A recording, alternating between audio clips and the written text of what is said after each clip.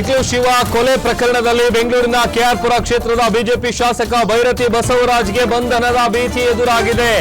ನಿರೀಕ್ಷಣಾ ಜಾಮೀನು ಕೋರಿ ಶಾಸಕ ಭೈರತಿ ಬಸವರಾಜ್ ಹೈಕೋರ್ಟ್ಗೆ ಅರ್ಜಿಯನ್ನ ಸಲ್ಲಿಸಿದ್ರು. ಆದ್ರೆ ಹೈಕೋರ್ಟ್ನ ಜಸ್ಟಿಸ್ ಸುನೀಲ್ ಯಾದವ್ ಅವರ ಪೀಠ ನಿರೀಕ್ಷಣಾ ಜಾಮೀನನ್ನು ನೀಡುವುದಕ್ಕೆ ನಿರಾಕರಿಸಿದೆ. ಹೀಗಾಗಿ ಬಂಧನದ ಭೀತಿ ಎದುರಿಸ್ತಾ ಇದ್ದಾರೆ ಭೈರತಿ ಬಸವರಾಜ್. ಯಾವ ಕ್ಷಣದಲ್ಲಾದ್ರೂ ಅವರನ್ನ ಅರೆಸ್ಟ್ ಮಾಡುವಂತ ಸಾಧ್ಯತೆ ಇದೆ. ವಿಚಾರಣೆ ವೇಳೆ ಸುಳ್ಳು ಮಾಹಿತಿಯನ್ನ ಕೊಟ್ಟಿದ್ದಾರೆ ಅನ್ನುವಂತ ಆರೋಪವನ್ನ ಫೇಸ್ ಮಾಡ್ತಾ ಇದ್ದಾರೆ. ಸಿಐಡಿ ಪೊಲೀಸರಿಂದ ಭೈರತಿ ಬಸವರಾಜ್ ಅವರನ್ನ ಬಂಧನ ಮಾಡುವಂತ ಸಾಧ್ಯತೆ ಇದೆ. ಕೋಕಾ ಕಾಯ್ದೆ ಅನ್ವಯ ಆಗೋದಿಲ್ಲ ಅಂತ ಕೋರ್ಟ್ ಅಭಿಪ್ರಾಯ ಪಟ್ಟಿದೆ. ನ್ಯಾಯಮೂರ್ತಿ ಸುನಿಲ್ ದತ್ ಯಾದವ್ ಅವರಿದ್ದ ಹೈಕೋರ್ಟ್ ಪೀಠ ಈ ಆದೇಶವನ್ನ ಕೊಟ್ಟಿದೆ. ವಿಚಾರಣಾ ನ್ಯಾಯಾಲಯದಲ್ಲೇ ಸೂಕ್ತ ಅರ್ಜಿಯನ್ನ ಸಲ್ಲಿಸೋದಕ್ಕೆ ಸೂಚನೆಯನ್ನು ಕೂಡ ಕೊಡಲಾಗಿದೆ. ಹಾಗಾಗಿ ಬಿಜೆಪಿ ಶಾಸಕ ಭೈರತಿ ಬಸವರಾಜ್ಗೆ ಬಿಕ್ಲು ಶಿವ ಕೊಲೆ ಕೇಸ್ನಲ್ಲಿ ಬಂಧನದ ಭೀತಿ ಎದುರಾಗಿದೆ. ಮತ್ತೆ ಸಂಕಷ್ಟ ಎದುರಾಗಿದೆ. ಹೈಕೋರ್ಟ್ನಲ್ಲಿ ಭೈರತಿ ಬಸವರಾಜ್ಗೆ ನಿರೀಕ್ಷಣಾ ಜಾಮೀನು ಸಿಕ್ಕಿಲ್ಲ. ಅದರ ಜೊತೆಗೆ ಈ ಕೊಲೆ ಕೇಸ್ನಲ್ಲಿ ಕೋಕಾ ಕಾಯ್ದೆ ಅನ್ವಯ ಆಗೋದಿಲ್ಲ ಅನ್ನುವಂತ ಆದೇಶ ಕೂಡ ಕೋರ್ಟ್ನಿಂದ ಹೊರಬಿದ್ದಿದೆ.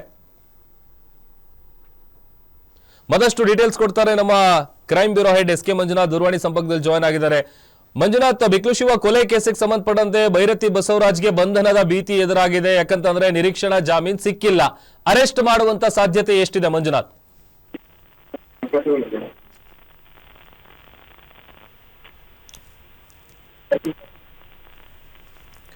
ಮಂಜುನಾಥ್, ನನ್ನ ಧ್ವನಿ ಕೇಳ್ತಿದ್ಯಾ?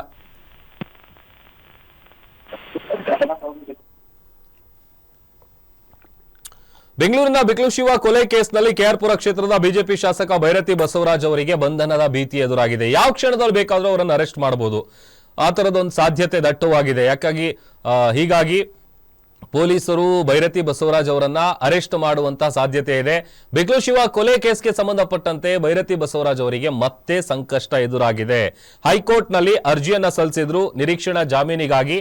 ಆದರೆ ಅವರಿಗೆ ಹೈಕೋರ್ಟ್ ನಲ್ಲಿ ನಿರೀಕ್ಷಣಾ ಜಾಮೀನನ್ನ ನೀಡೋದಕ್ಕೆ ಕೋರ್ಟ್ ನಿರಾಕರಿಸಿದೆ. ಅದರ ಜೊತೆಗೆ ಕೊಲೆ ಕೇಸ್ನಲ್ಲಿ ಕೋಕಾ ಕಾಯ್ದೆ ಅನ್ವಯ ಆಗೋದಿಲ್ಲ ಅಂತ ಕೂಡ ಆದೇಶವನ್ನ ಕೊಡಲಾಗಿದೆ. ವಿಚಾರಣಾ ನ್ಯಾಯಾಲಯದಲ್ಲೇ ಸೂಕ್ತ ಅರ್ಜಿಯನ್ನ ಸಲ್ಲಿಸಬೇಕು ಅಂತ ಭೈರತಿ ಬಸವರಾಜ್ ಅವರಿಗೆ ಹೈಕೋರ್ಟ್ ಒಂದು ಸೂಚನೆಯನ್ನ ಕೊಟ್ಟಿದೆ. ಆದ್ರೆ ಅಲ್ಲಿವರೆಗೂ ಭೈರತಿ ಬಸವರಾಜ್ಗೆ ಬಂಧನದಿಂದ ರಕ್ಷಣೆ ನೀಡೋದಕ್ಕೆ ನಿರಾಕರಿಸಲಾಗಿದೆ. ಹೈಕೋರ್ಟ್ನ ಈ ಆದೇಶದಿಂದ ಸದ್ಯ ಭೈರತಿ ಬಸವರಾಜ್ಗೆ ಬಂಧನದ ಭೀತಿ ಎದುರಾಗಿದೆ. ಆದ್ರೆ ಉಳಿದ ಆರೋಪಿಗಳಿಗೆ ಜಾಮೀನು ಸಿಗುವಂತಹ ಸಾಧ್ಯತೆ ದಟ್ಟವಾಗಿದೆ ಅನ್ನುವಂಥ ವಿಚಾರ ಕೂಡ ಗೊತ್ತಾಗ್ತಾ ಇದೆ. ಯಾಕಂತಂದ್ರೆ ಕೋಕಾ ಕಾಯ್ದೆ ಅನ್ವಯಿಸಿರೋದು ರದ್ದಾಗಿರುವಂತಹ ಹಿನ್ನೆಲೆಯಲ್ಲಿ ಜೈಲಿನಲ್ಲಿರುವಂತಹ ಆರೋಪಿಗಳಿಗೆ ಜಾಮೀನು ಸಿಗುವಂತಹ ಸಾಧ್ಯತೆ ಇದೆ. ಇನ್ನು ಆರೋಪ ಪಟ್ಟಿ ದಾಖಲಾಗಿಲ್ಲದೆ ಇರೋದ್ರಿಂದ ಕೂಡ ಜಾಮೀನು ಸಿಗುವಂತಹ ಸಾಧ್ಯತೆಗಳು ಜಾಸ್ತಿ ಇದೆ ಅನ್ನುವಂಥ ವಿಚಾರ ಗೊತ್ತಾಗ್ತಾ ಇದೆ. ಯಾವ ಕ್ಷಣದಲ್ಲಿ ಬೇಕಾದ್ರೂ ಅವರನ್ನ ಅರೆಸ್ಟ್ ಮಾಡುವಂತ ಸಾಧ್ಯತೆ ದಟ್ಟವಾಗಿದೆ. ಬಿಕ್ಲು ಶಿವ ಕೊಲೆ ಕೇಸ್ಗೆ ಸಂಬಂಧಪಟ್ಟಂತೆ ಸುಳ್ಳು ಮಾಹಿತಿಯನ್ನ ವಿಚಾರಣೆಯ ಸಂದರ್ಭದಲ್ಲಿ ಭೈರತಿ ಬಸವರಾಜ್ ಅವರು ಕೊಟ್ಟಿದ್ದಾರೆ ಎನ್ನುವಂತ ಆರೋಪ ಇದೆ. ಹಾಗಾಗಿ ಅದರ ಜೊತೆಗೆ ಈ ಕೋಕಾ ಕಾಯ್ದೆ ಏನಿದೆ ಅದು ಕೂಡ ಅನ್ವಯ ಆಗೋದಿಲ್ಲ ಅಂತ ಕೋರ್ಟ್ ಆದೇಶವನ್ನ ನೀಡಿದೆ.